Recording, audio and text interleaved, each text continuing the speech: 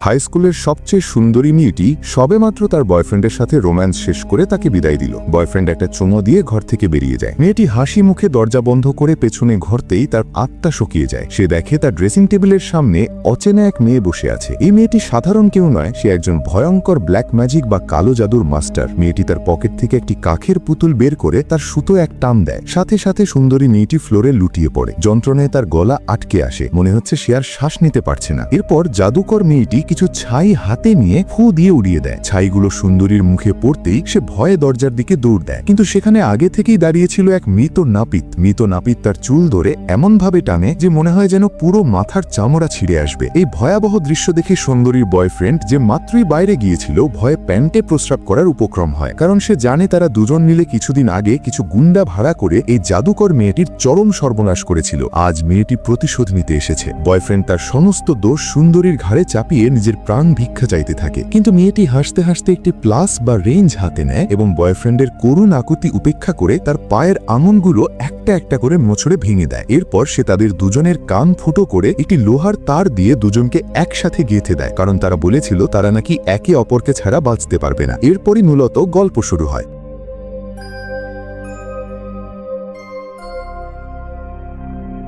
গল্প চলে যায় বেশ কয়েক বছর আগে। থাইল্যান্ডের এক প্রত্যন্ত গ্রামে জন্ম হয় প্যানার নামের এই জাদুকর মেয়েটির। তার জন্মের দিন প্রকৃতিতে এক অদ্ভুত লক্ষণ দেখা দেয়। ঝাঁকে ঝাঁকে কালো কাক আকাশ থেকে মরে নিচে পড়তে থাকে। মনে হচ্ছিল যেন এক অশুভ মেঘ পুরো গ্রাম ঢেকে ফেলেছে। প্যানারের মা, যাকে আমরা কিম বলে ডাকবো, একজন দাইমার সাহায্যে সন্তান জন্ম দিচ্ছিলেন, কিন্তু হঠাৎ দাইমা দেখে বাচ্চাটা গর্ভ থেকে বের হয়েই নিজের নাড়ি বা আম্বেলিকাল কর্ড নিজেই জ্যান্ত চিবিয়ে খাচ্ছে। ভয়ে দাইমা সেখান থেকে পালিয়ে যায়, আর গ্রামে খবর উঠে যায় যে এক অভিশপ্ত শয়তানের জন্ম হয়েছে। খোদ প্যানারের মা তাকে প্রচন্ড ঘৃণা করত। দেখতে দেখতে মেয়েটির বয়স 9 বছর হয়ে যায়, কিন্তু তার মা তাকে এতই ঘৃণা করত যে তার কোনো নাম পর্যন্ত রাখেনি। একদিন এক দয়ালু সন্ন্যাসী তাকে দেখে দয়া করে তার নাম রাখেন প্যানার, কিন্তু নাম রাখার পর আশীর্বাদ করতে গিয়ে সন্ন্যাসী হঠাৎ অজ্ঞান হয়ে মাটিতে পড়ে যান এবং মুখ দিয়ে রক্ত বমি করতে থাকেন। এরপর থেকে গ্রামের সবাই প্যানারকে অপয়া আর অভিশপ্ত মানতে শুরু করে। ধীরে ধীরে প্যানার হাই স্কুলে ওঠে, কিন্তু সবাই তাকে এড়িয়ে চলত। সে সবসময় একা একা স্কুলের ছাদের ওপর থেকে দেখত কিভাবে অন্য ছেলেমেয়েরা মাঠে খেলছে। এই স্কুলেই পড়তো সেই সুন্দরী মেয়েটি, যার নাম জিব, আর তার প্লে বয় বয়ফ্রেন্ড আউয়ে। একদিন জিব দেখে শিয়াওলি নামের অন্য এক মেয়ে তার বয়ফ্রেন্ড আউয়েকে পটাতে চাইছে। রাগে জিব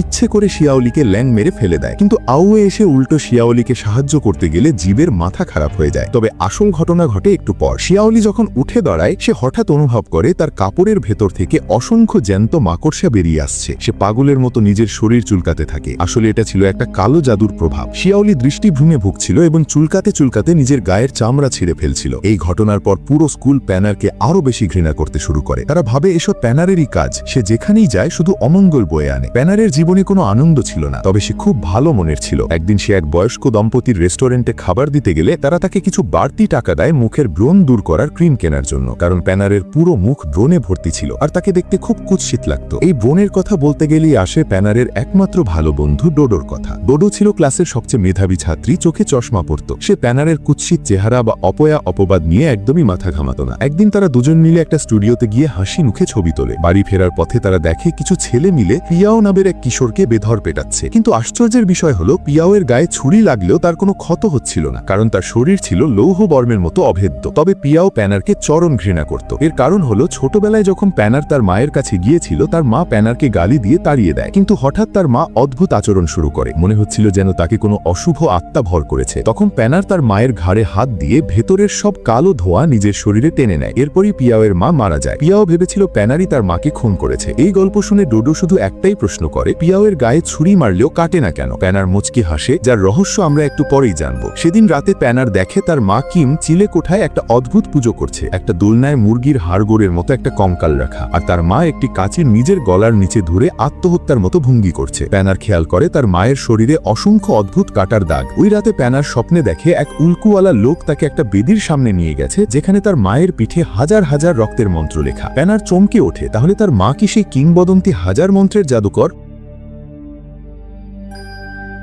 হঠাৎ প্যানারের ঘুম ভেঙে যায়। সে অনুভব করে তার পেটের ভেতর থেকে একটা ভৌতিক মুখ যেন বাইরের দিকে ধাক্কা দিচ্ছে। পরের দিন সকালে ডোডোর পুলিশ বাবা একটা লাশ তদন্ত করতে আসেন। লাশের গায়ে প্যানারের স্বপ্নে দেখা সেই একই উল্কু বা ট্যাটু ছিল, আর লাশের পাশে মাছ দিয়ে তৈরি একটা জাদুর জিনিস ছিল, যা দেখে বোঝা যায় এটা ভয়ঙ্কর কোনো কালো জাদুর কাজ। নিহত ব্যক্তির স্ত্রী প্যানারকে দেখেই এই খুনের জন্য দায়ী করে, কিন্তু ডোডো প্রতিবাদ করে। প্যানার তখন সেই উল্কুর একটা ছবি খাতায় এঁকে ডোডোকে দেয়, যাতে তারা আসল খুনি খুঁজে বের করতে পারে। এর কিছুক্ষণ পর প্যানারের জীবনের প্রথম পিরিয়ড বা ঋতুস্রাব শুরু হয়। ডোডো প্যানরকে এক জায়গায় বসিয়ে রেখে দৌড়ে যায় প্যাড কিনতে। প্যাড কিনে ফেরোর পথে তাড়াহুড়োয় ডোডো রাস্তার এক লোকের গায়ে ধাক্কা খায়। লোকটার শার্ট সরে গেলে ডোডো স্পষ্ট দেখতে পায় লোকটার বুকে সেই একই উল্কি আঁকা, আর লোকটাও নিচে পড়ে থাকা ডোডোর হাত থেকে প্যানরের আঁকা সেই কাগজটা দেখে ফেলে।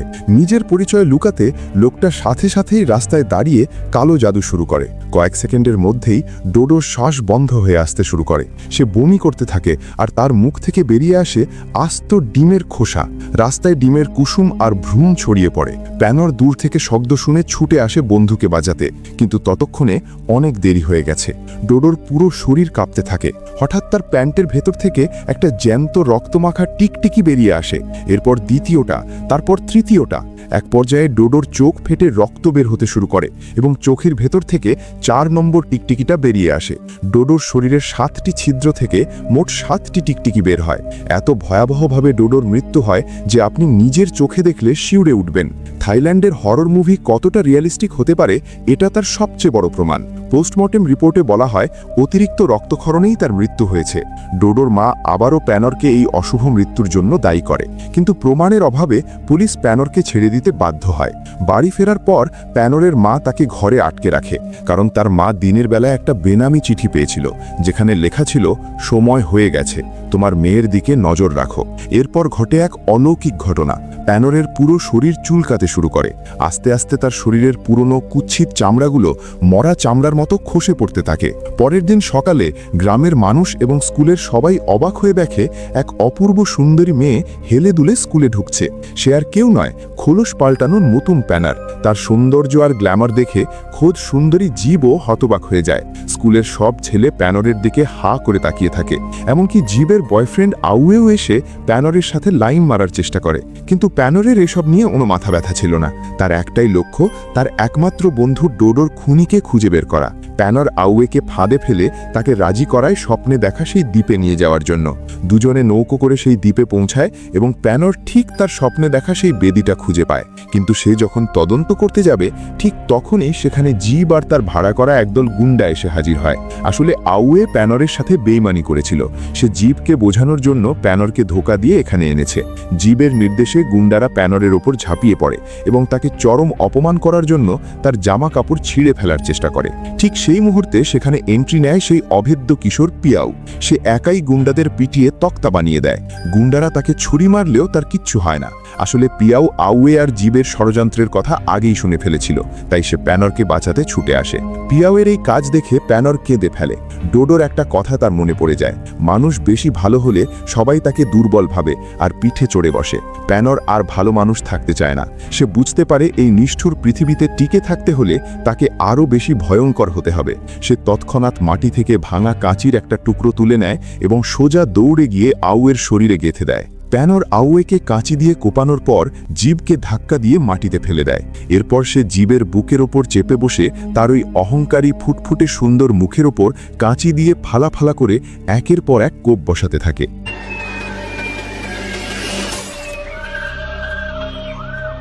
সেদিন রাতে অনুতপ্ত প্যান মন্দিরে যায়। আজ দিনের বেলা রাগের মাথায় সে প্রায় খুনই করে ফেলতে বসেছিল। এই পাপবোধ থেকে সে একজন বয়স্ক সন্ন্যাসীর পা ধুয়ে দিতে যায়, কিন্তু দূরে লুকিয়ে থাকা পিয়াও এক চমকে ওঠার মতো দৃশ্য দেখতে পায়। প্যান গরম পানির পাত্রে হাত দেওয়া মাত্রই তার 2 হাত পুরো কুচকুচে কালো হয়ে যায়। এরপর সন্ন্যাসীর পায়ের নখগুলো উল্টে গিয়ে ফিনকি দিয়ে রক্ত বের হতে থাকে, আর সেখান থেকে একটা সুতো বেরিয়ে আসে। প্যান সেই সুতো ধরে টানতে থাকে, আর আস্ত 40 মিটার লম্বা একটা কালো জাদুর সুতো টেনে বের করে আনে। আসলে প্যান সন্ন্যাসীর ভেতরের কালো জাদু শুষে নিচ্ছিল। এদিকে মুখ বিকৃত হয়ে যাওয়া জীব দৌড়ে যায় টনি নামের এক নাপিতের কাছে। এই টনি শুধু পার্লারে চুলই কাটে না, রাতে সে ভয়ঙ্কর কালো জাদুও করে।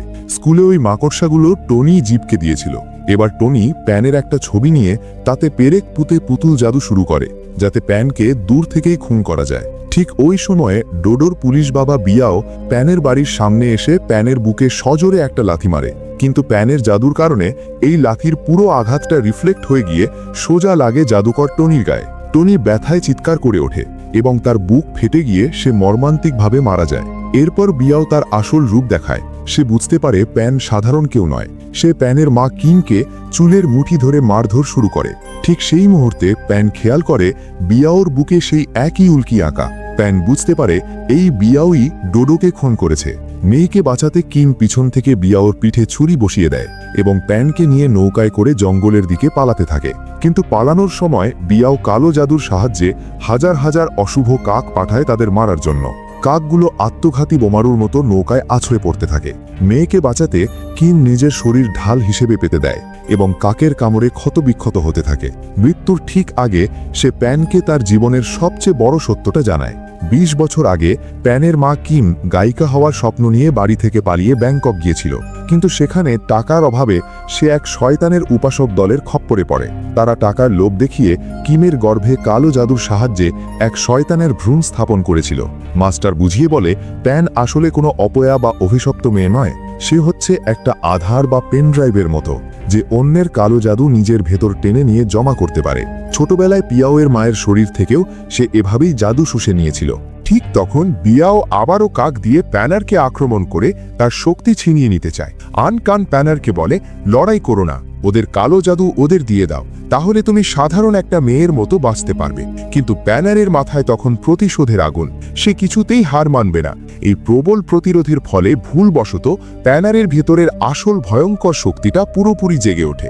আর শক্তি জেগে ওঠার পরই ঘটে ভিডিওর শুরুতে দেখানো সেই প্রতিশোধের দৃশ্যটা, যেখানে প্যানার জীব আর আউ একে চরম নির্যাতন করে লোহার তার দিয়ে একসাথে গেঁথে দেয়। এরপর সে জীবের বাকি বন্ধুদেরও কালো জাদু দিয়ে বিভৎসভাবে মেরে ক্লাসরুমে চেয়ারে বসিয়ে রাখে। পুলিশ তদন্তে নেমে স্টুডিওতে বিয়াওর অর্ধেক কাটা শরীর খুঁজে পায়। প্যানার বিয়াওকে নিজের হাতে কেটে 2 টুকরো করে ফেলেছে। কিন্তু কেন? কারণ সে এই কাল্টের আসল বস বা মূল পান্ডাকে খুঁজছে। এদিকে গ্রামে এত মানুষের মৃত্যুর পর এক বিশাল শোক ভোজের আয়োজন করা হয়। সবাই আনন্দে মাংস দিয়ে ভাত খাচ্ছে, কিন্তু হঠাৎ মাংসের স্বাদ অদ্ভুত লাগায় সবাই বমি করতে শুরু করে। কারণ প্যানার বিয়াওর বাকি অর্ধেক শরীর কেটে কিমার মতো মাংস বানিয়ে ওই খাবারে মিশিয়ে দিয়েছিল। অদ্ভুত ব্যাপার হলো, যারা ওই মাংস খেয়ে পাগলের মতো আচরণ করতে শুরু করে তাদের সবার বুকে ওই একই উল্কি ছিল।